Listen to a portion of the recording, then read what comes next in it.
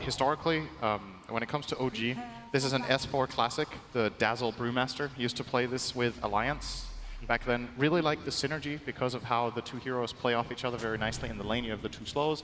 And then when it comes to team fights, you actually have a heal bomb every fight. You can heal this Brewmaster split to deal massive amounts of damage. And they have a very easy time getting in because they're so mobile, especially the Fire Brew, but also the Cycloning Brew, I don't know what it's called, the Wind Brewmaster, whatever.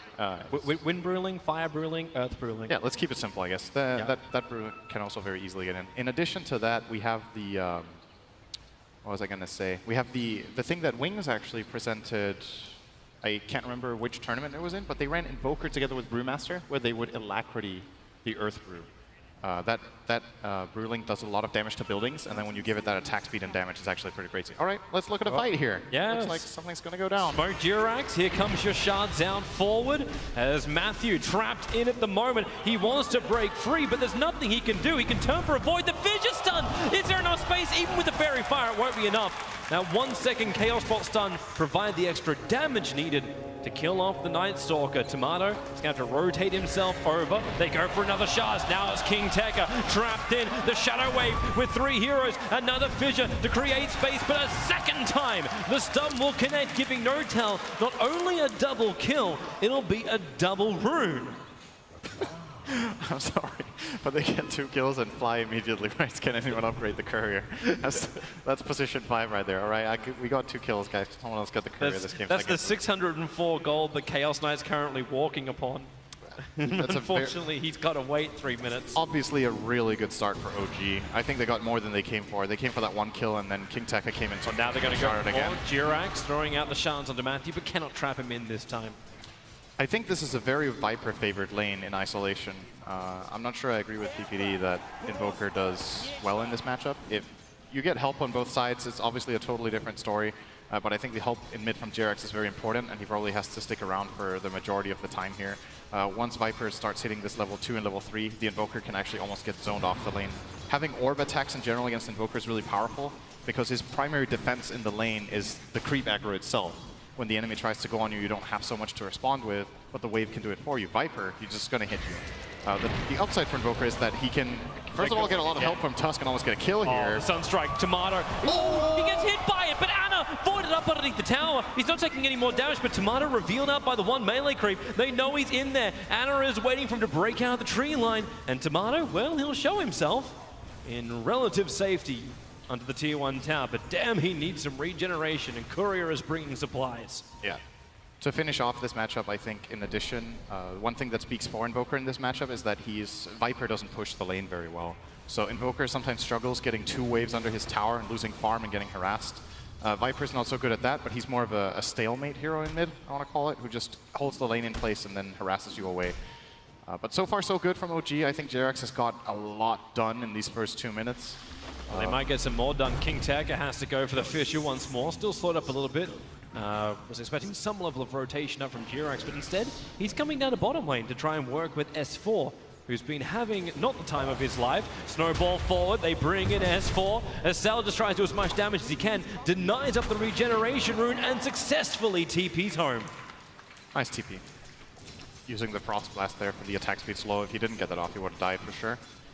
So playing it to the limit there, King Tekka gets gone on again by N0tail. So these lanes are playing out kind of the way you would imagine. Viper is starting to, even with all the help of Tusk in mid, the moment Tusk leaves, Viper is starting to build a little bit of an advantage, just getting a lot of denies mainly against Ana here will give him some experience advantage.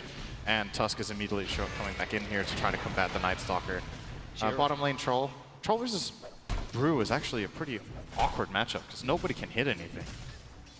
Either Drunken Hazed up or the Axe mischance percentage which kicks in. But it was nice for Benjans to start with. He had the help of the Lich, so he was always dragging the wave back. The Frost Blast is guaranteed to connect into the Brewmaster at least. Yep. But S4 kind of got also lucky. He found the Observer when he threw down his Sentry, so he also got the double regeneration to combine up with the PMS. So his sustain in the lane ended up becoming a lot better, but he's still 9-0 CS to the 19-3, but he's getting a lot out of the lane. And you compare that to the other offlane, King Tekka, 3 for 1 on this Earthshaker. It has not been the dream start for him, dying to start with, but just cannot get anything in the lane. This lane is difficult for Earthshaker. Chaos Knight's one of the stronger heroes because he can pull you across the fissure. He has a lot of damage output by himself, and you combine it with both the slow and the heal bomb of Dazzle. Shaker can't really come in close. He's just going to have to play to leech here and get whatever he can and hope that the other lanes go well. Fortunately, they're going pretty well right now. Viper is starting to get a very firm grip on mid. Bottom lane, Benjaz, I think key to a couple of Infamous's wins has been getting Benjaz a very good game. Notably the Anti-Mage game against Secret in the group stage, for example. They did end up winning and getting a draw in that series. Benjaz was very integral to that victory. So getting him off to a good start and getting him comfortable is surely going to help. I kind of like Troll in this game. I think it's pretty good. There's a little bit of a problem until... Oh, actually, there is on top lane. KingTekker, the Fissure catching two. Matthew's there. The Sunstrike is going to connect, but the damage is split between Matthew and KingTekker, so Fly will fall. And a much-needed rotation from Infamous arrives on the north. Jirax is waiting to attack into the mid lane. It was the bottom lane where S4 was actually pushed off the lane. He took too much damage while trying to take a pull. So only now does he TP back down to the bottom lane where Troll Warlord's been having a free time. Shaker's still struggling. It's nice that they get that kill, but that's still a big rotation from the supports of Infamous, and Shaker has to go back to base again. Having a hard time. And you compare him to the Brewmaster, the discrepancy is just growing and growing. That's the main gain of OG in this game, is that their offlane is faring better, and the trade-off is that their mid laner is faring slightly worse, but not enough that I think this is a cause for concern right now for them. Jirax is coming to the mid, maybe at the perfect time. A bit of miscommunication there. I think they wanted to fissure into Night Stalker Sound slow and then Viper, but yeah, now it's Viper early. who's under attack. Oh, Jirax, that's... It's 2 points of corrosive skin. They're not going to be killing off Tomato with what they've got right now. I thought Infamous were going to go for that kill, actually. They might have another one. It's N0tail. Matthew breaking free. The Fissure is there. N0tail trying to get on the other side. Reality Rift helps him out with that. Support is nearby in the form of Fly. I like this from N0tail going bottle. I think it's good on safe lane Chaos Knight. You have very easy access to the fountain. Oh yeah, he stuck around. He tried to damage Fly. That wasn't going to work. The Fissure gets thrown out, but Fly already finds that kill. Meanwhile, in the mid lane, Jirax is the other casualty of war. Ana under this tower, trying to invoke up the cold wall. Maybe that is enough to keep him away. The damage, there isn't a tick for him. So Ana will survive, will burn the salve. Consumables is not something he wants to keep buying when he tries to save up for that hand of Midas. But it gets offset with the death of the Tier 1 tower of Infamous on top lane. It's the nature of the Viper matchup. I think you're going into the game, your mental state against the Viper is, I'm going to need to buy regen. That's how the lane works. If you want to be greedy and try to save up for your Midas, he's going to punish you and send you back to base 4 times, and then your Midas is delayed way more than if you were to send out a couple of flasks. So it just keeps him behind, like he's 300 net worth behind at the moment. Rune here. He's thinking about it. Ana seems to have a read that something is fishy here, and that means Tomato can just hold the lane forever in mid. There's 15 CS up on this Invoker. I think they're coming for the Shrine. Maybe another thing. Actually, they don't want to take S4 Shrine at this point, even if Ana is low on mana. He has to jungle already with Invoker. This Invoker doesn't like to have to do this, going to farm jungle at 7 minutes, but I like the decision from Ana to do it. It's the best play on the map. Sometimes the best play sucks, but it's the best one, and you got to take it. So at the very least, he didn't die before when he used that nice ice wall, so he stayed alive. And 24 CS, you don't feel good about that as Invoker 7 minutes in. Yep. You feel good about not dying to this Radiant lineup, though. This is a terrifying mid lane to play Invoker in for this entire nighttime. You probably feel better about N0tail's condition. He's doing great. Yeah, he's having great farm up on the top. He's still only just a little bit ahead of the Troll Warlord. And the Viper is like 600 net worth in front of the Invoker, which isn't the best trade-off either, but it's the fact the Earthshaker has got nothing out of this top lane. Like KingTekker, he's died 2 times. He's really struggled to find any space to farm. This is a great rotation from OG. They have the heal bomb. Nice. Shards forward, Snowball catching 2, combining with the clamp, and the Brewmaster split. Comes out for the first time. Troll Warlord, the Sunstrike would have killed him if Fly's heal bomb didn't do it. As Lich spin him round and drop him down. Acel will die. And OG can turn this momentum with the first Phantasm use of N0tail into the death of the Tier 1 tower on bottom lane. It was very clear how they prepared that. They were like, S4 is going to be about to be level 6. We're going to smoke our Tusk and Dazzle down here, use that heal bomb, and if they try to fight back, we TP in the Chaos Knight and overwhelm them. It was like a 3-step plan already there from OG. It's very clear that they were coordinating that. That's the mark of a very, very high-skilled team, that they think ahead that much. It's like chess, you know. If you can predict what's going to happen before it even does, you're way more prepared to make the right move. Oh, Benjaz is trying to predict a movement up to top. Invoker was already moving there. He does cut off his path. And there's Jirax who TP'd in here to try and defend the push. But with Benjaz here, maybe he's already moving a little bit further to the back of the tower. He can Shards out just to harass and drag the creep wave, making life difficult, but he's not really contesting. Meanwhile, Viper continues to level up in mid. And how do you actually build this Viper? Do you go for the sustain? I'm seeing a 4-star currently in his quick buy. How does he survive in the fight while still doing the damage required? He's going to need mobility and he's going to need a BKB eventually. I don't think he can fight this Invoker without a BKB later on. The Chaos Knight's also going to be a problem. He's mainly getting the Force Staff to get out of Reality Rift, I think, and to be able to counterplay Ice Wall so that he can, you know, stick on his target. It's very important for Viper to itemize so that he can somehow deal his damage. That's still the innate weakness of the hero. It has incredible laning in a lot of matchups, but then you need to turn your net worth into something that actually transitions into a good mid game. When it comes to Infamous in general, it would have been nice for them to be able to use these cooldowns of OG, like they used Brew Split and Phantasm in the same play. The problem is it's daytime, and they don't have the best pushers themselves either, so they're actually not really gaining too much out of these cooldowns from OG. Instead, they're just going to get some farm. This is extremely optimistic from Benjaz. Yeah, he didn't run down. It was right to do so. I think he scouted out the fact that the CK was there, but the Sunstrike from Ana will hit the money. Hilariously enough, Acel started his own TP and left the Troll Warlord alone on the top. He went all the way back to the fountain and just abandoned his teammate. I don't think there's much he could have done to stop it. I'm not going with you in this, man. You're on your own. They both had TP, but the problem was Tuskar was holding his snowball. Yeah. So you couldn't use it. That's a bit of a mistake there from Benjaz. He forced a big rotation, but it's still worth it for OG to get a core kill. If that was a support that they TP'd 2 or 3 heroes in to kill there, I think that would have been worth it for the Infamous side. But losing Troll is big on mid lane. They're coming to mid. Nortel sets up the 1-second stun. It might be enough as well. Tomato starts his TP out. Cancelled very, very quickly. Destroyed by Ana's Sunstrike, and they're wanting more. The crit destroys the Lich. Finally, Nightstalker will hit the ground. Stunned up by the Earth. Brewling. Have they got a little bit more? Nortel, Reality Rift, give the negative armor, and the stun is there. Nightstalker will fall. He cannot reach the safety of the high ground. And once more, OG take a fight and push it to the town. I'm fairly certain Fly is already up. What should I buy? I'm getting rich, man. What to do? I've got like 400 gold. He's got 2 kills, 1 death, and 6 assists. Another great play. He's got more than enough.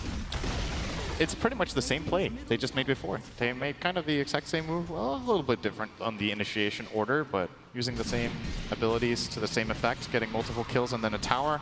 They can kind of rinse and repeat this until Infamous start getting their teamfight up and running. They need the 6 on Lich, they need the Shaker to get his Blink Dagger, and I think that's enough. Then they have a response. But right now their lineup is very slow, and they can't really activate their Viper very well. So OG are starting to build a very big advantage. Yeah, that gold graph is now stretched around 4K and increasing. The experience is a lot closer, however. Remember, the gold graph is getting its spikes because of the death of those 3 tier 1 towers and the fact that Infamous have claimed none themselves.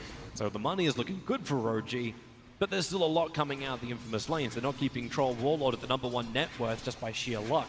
He's building into that Mask of Madness, and then we can see if Infamous can find critical objectives across the map. And I'm wondering if that actually comes through kills, or does it actually come through forcing buildings, using that Troll Warlord's attack speed in combination with the Viper?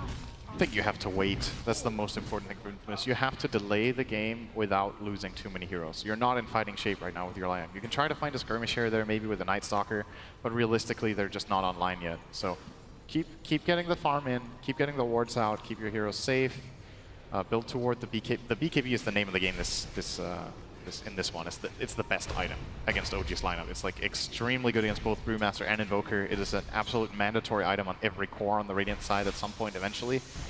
Shaker's probably going to get it like 3rd or 4th item, but the other heroes have to get it. Like PPD pointed out, you can't play against Brewmaster without BKB in your core. It's like you're just going to get cycloned. Yeah. He cyclones one, stuns the other, and the CK goes on the other guy. And like, what's your save? Infamous don't have saves. They have Fissure. Yeah, they not reliable. They have the turnaround of the fight from the Earthshaker. Yeah, that doesn't happen until he has the Blink Dagger. Exactly. As well as some decent levels. He's gone for a 2-1-2-1 build. So the Echo Slam doesn't do anywhere near enough damage at the moment until he's got more points up in the Aftershock. We're going to see a tower trade here as it looks. OG will happily trade their tier 1 top for a tier 2 bottom. This tower top is extremely difficult to defend and fairly unimportant compared to other things on the map. And if OG get this bottom tier 2, they claim a way more important objective. Looks like it's not really possible. N0tail is laying into it, but doesn't want to commit his Phantasm. Yeah, it's so much to commit. They've been looking to use the Phantasm in every single fight. And with Infamous gaining items, maybe that use of the Phantasm is just something OG doesn't want to do, because it will feel like a window of opportunity for Infamous. Maybe it feels like they can get it anyway. I mean, at this rate, they can. He's tanking the tower for an eternity by dropping to half health and then popping a regen rune. Yeah, it's the never-ending life of N0tail. He tanked the tower for like 30 seconds. And now he's got enough money to finish up the entire armlet too. Yep, it's going to come out. We've seen Chaos Knights of the past often go for Midas. Jirax, Shards just pushing Tomato up. He can't actually move back down again. The trees block his path. And I thought for a moment he's going to roll in with Fly, but that would have put Fly on the front lines. Needed a different hero to be with the Dazzle.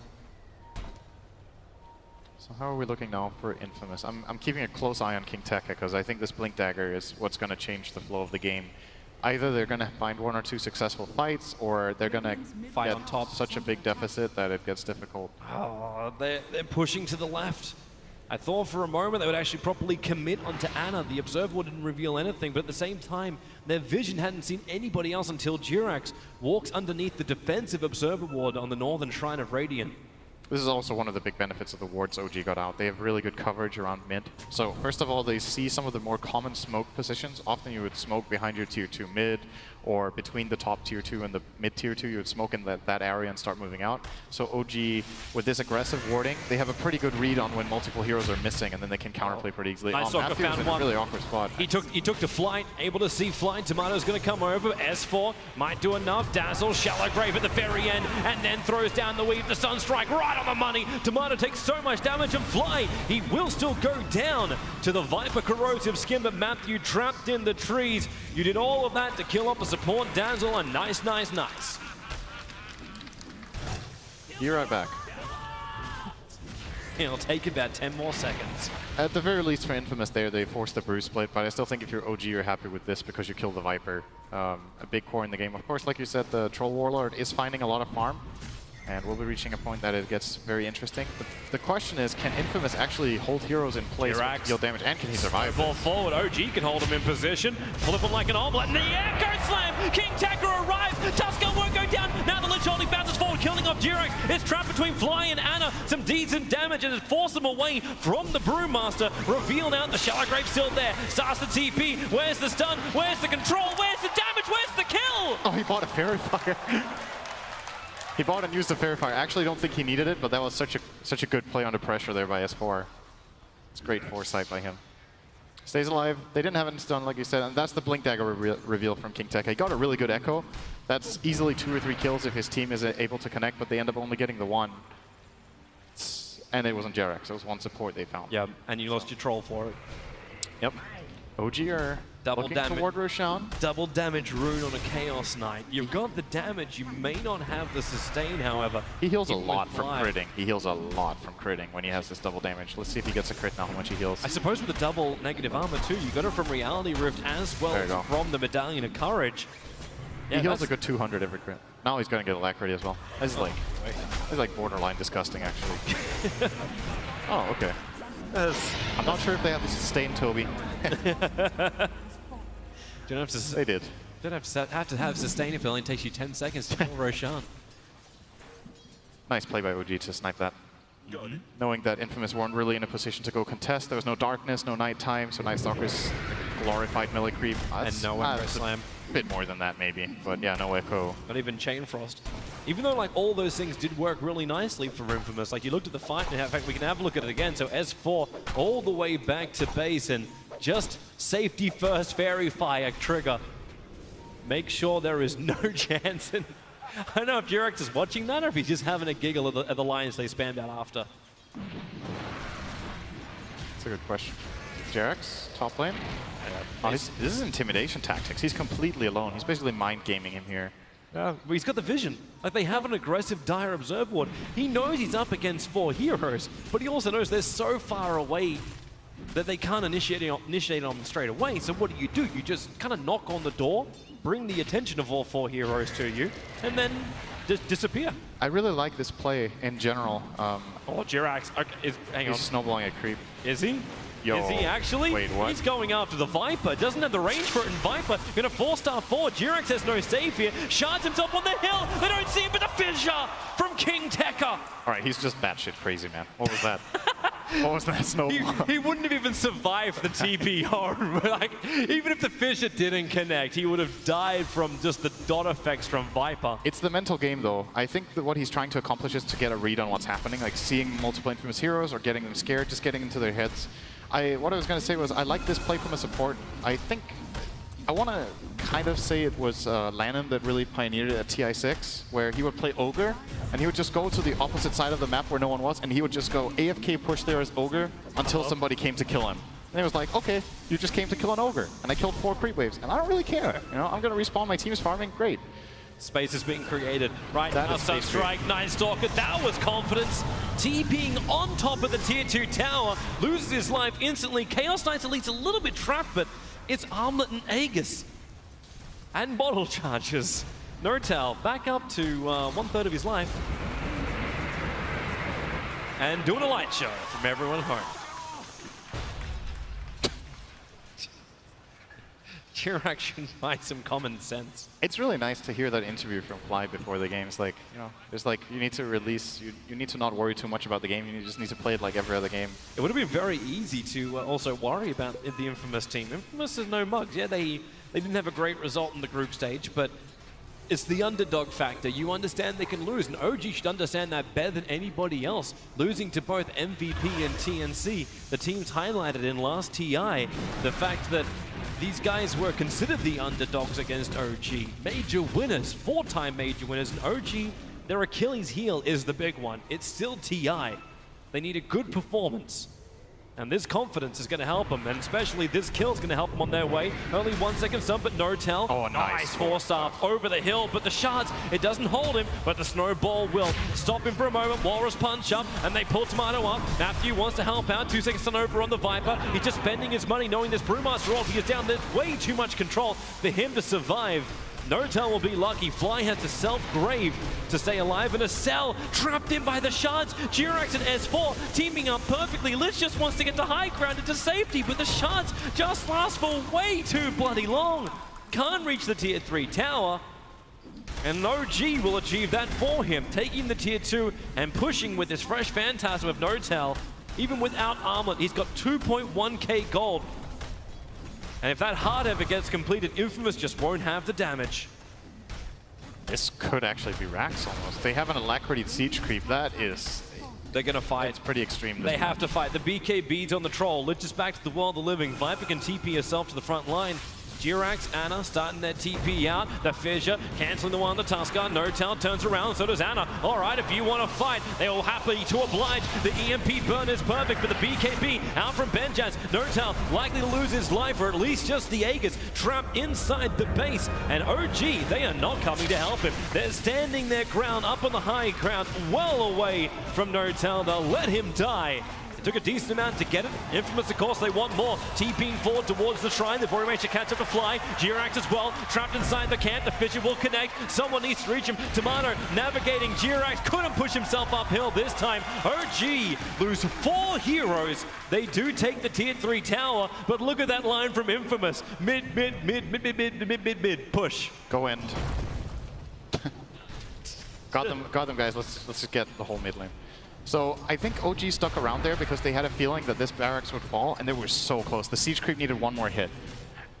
Alacrity siege creep is quite something. Like, I'm not sure if you were paying attention to it, but it's like 10-shotting the barracks, and it has pretty good attack speed. The ice armor was the saving grace for their melee racks there, and the fact that OG didn't full commit. They could have full committed and guaranteed that racks, but at the end of the day, they like tried to half and half, and they got nothing.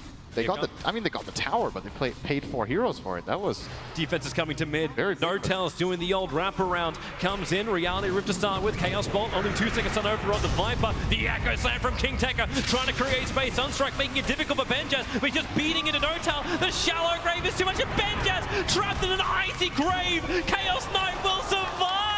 The heel kicks through. A cell will fall down. Infamous thought they had a little bit of momentum, but OG, it was crocodile tears. You thought they were bleeding from the eyes, but OG, and now they're gonna make the infamous Rax bleed. Shallow Grave is super good with armlet heroes. No-Tail just healed a full 500 when the Grave expired. He just retoggled his armlet and they couldn't bring him down. Now they committed so much, now they have nothing. It looked like a good Echo Slime. You know, you're tempted to go in for that Echo. There's Chaos Knight using Phantasm. They didn't have the combo. No Chain Frost was available. The Viper couldn't really connect very well. It was just Shaker and Troll against the World, and they don't win that. That's a win for World, I think. And again, another time when like Troll was in that position where he was forced to fight, like when No-Tail wrapped around the side, he fought on the top of the ramp, but right on the corner of it. So the Shards, Jirax had a huge option there just to lock him in. It's an old block spot, and Jirax hit the money load on the Shards. He's playing very well in Tusk. Apart from that weird snowball earlier. It's been a great game. His Shards have been pretty much perfect every single play, which is nice to see because I feel like Tusk is a hit or miss hero a lot of the times, and a lot of the players in this tournament have been, it's been like mixed success with how good the Shards have been, but Jerax is showing great individual skill on this hero. Now Chaos Knight almost has a heart too. It's 24 minutes in. He is big, and he's just about to pick up an Arcane Rune as Infamous try and finish the Tier 1 tower. I say try, they'll actually succeed. And as this is smoke time, what's coming out the courier? They've got a smoke over on Lich, but there's an Observer Ward inside the base. There's an Observer Ward on the north. So OG will understand that Infamous are all outside of their home. The question is how far? Yeah. And in fact, it's OG who group up a smoke on fly, so they could do exactly the same thing if they desired. And it looks like Infamous will not smoke up. OG together. They want to wait for their Echo. It's actually just come online, so they could look for it now. They're going to have Darkness in 25, so that would be a good timing. If you smoke now, they're going to connect. But this warding from OG, this aggressive warding, is paying a lot of dividends. They have so much information to go on. They can play very aggressively in the bottom area. They're seeing heroes constantly crossing through this top ward. This could be the first thing to work for Infamous, and they may have just caught the glimpse of it. The Observer Ward, I believe, was looking at Ana when the smoke went, so Infamous might be aware of this. But so far, King Tekka is not acting like he is. Okay, yeah, Blink TP now, he's acting like he's aware. Radiant's top shrine is under attack. And OG Shrine is going to fall now. Yeah. Nothing they can do about this. This is a 20 armor, 3.5k hero minute 26 with a Dazzle behind him. This Chaos Knight is very hard to kill, actually. There's two items right now that I think are very interesting for No-Tail. One is a BKB, and the other one I think Eternal Enemy would love me to say this, but could be a pipe, at least for his team. He's actually, like, how are they going to kill this hero? Well, you can always... They have so much magical damage on the Radiant Sign. That's the only thing that's going to kill him. He can pipe himself in his illusions. Either him or the Brewmaster could get it, for example. Well, Jirax could actually pick it up as opposed to building an Aghanim Scepter, which he currently has in his quick buy. Yeah, I could see it on Tusk as well. Like, just anyone. A pipe for their lineup would be very good for securing and ending this game, and then the Chaos Knight going for BKB is going to make him, like, almost impossible for the Radiant lineup to deal with. Both options seem very good to me. This time, No-Tail's holding onto the double damage, which indicates they want to go high ground. Else he would be using it for this Roche, so we're going to see a mid push probably coming in next. Tomato. Infamous are looking for this opportunity at spawn. Jirax again was just muscling the mid lane down, but you know that Roshan's done. OG are coming. The cheese is on the Chaos Knight. Aegis Immortal is in the hands of the Invoker. They feel like Chaos Knight can't die anyway. They're going to assume that he's going to get graved, and then when he gets graved at 0 health, he can armlet toggle and cheese, and that's basically an Aegis. And then Ana has the real Aegis, if you will. All right, there comes the Phantasm. No-Tail's trying to split and go bottom. They actually saw those illusions, so they know Phantasm is used for whatever they want to use that for. Is to push mid. Chaos Knight now doing he is hard on them. 186 plus 155 from Chaos Knight. Onto the tower, and that's a tower with Frost Armor that he's beating into, and hasn't even triggered his double damage rune yet. The Phantasms do a little bit of chip damage, rotate in through the bottom, more doing scouting than anything else, and Fly just hit the negative armor load.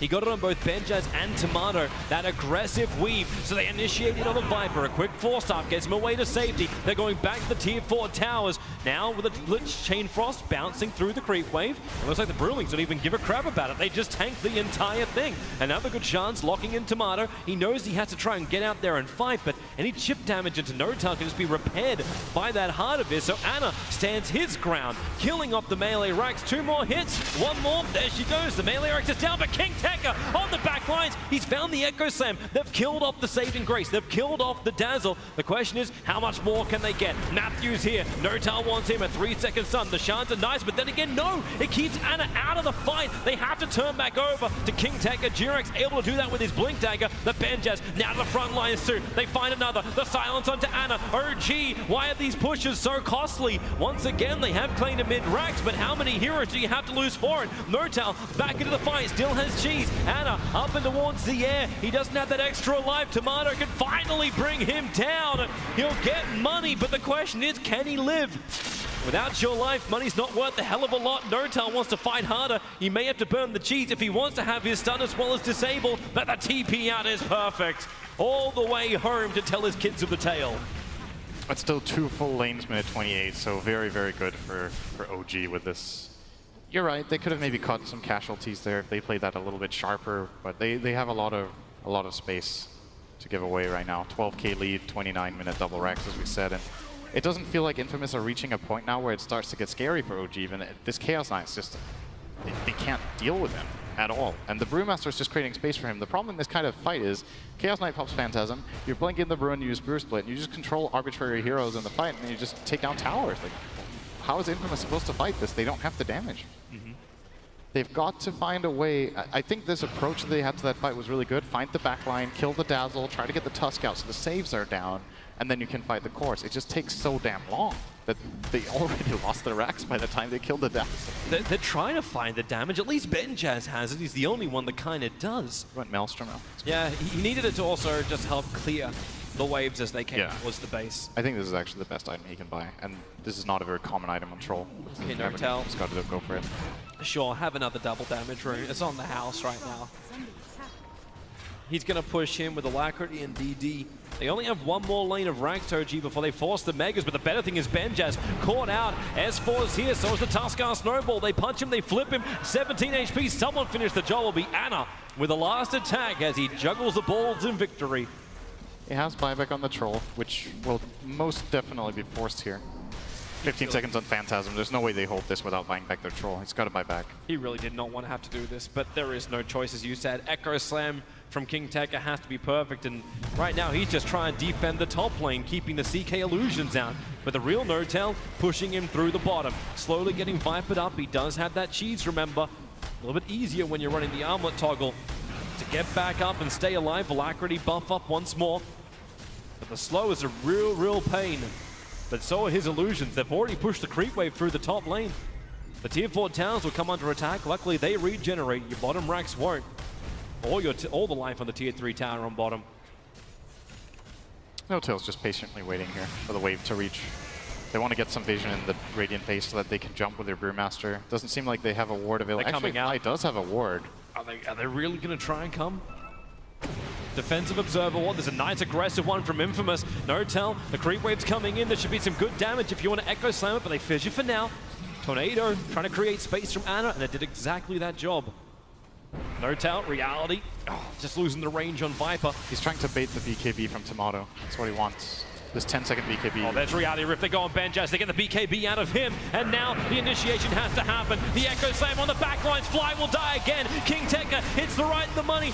Can they get both supports? Tomato's doing the work against Ana. Yule Scepter protected for the moment. Up and towards the air. The Lich only hasn't done enough work as King Tekka and Matthew, they're still just trying to chase the support kill. They're going to find Tusker in the tree. Matthew will bring him down, but it took so damn long. The Notal could get back in and kill off the Earthshaker, leaving Tomato stranded. Hurricane Pike trying to create space, but the real CK is on the money. 1 minute without both the Troll and the Viper. S4 looking to actually make that even better, trying to kill off this Night Stalker. Ana joining the fight. The Shrine will give Matthew a little bit more life. Colsnap making it difficult to run away. He's underneath the tier 4 tower. Reality Rift, Notal kills him under that tier 4 tower. As Cell, the sole survivor. Good luck, Lich. Radiant's bottom barracks It's going to need to be 6 slotted to defend this, I think. Are you talking the Lich? Yeah.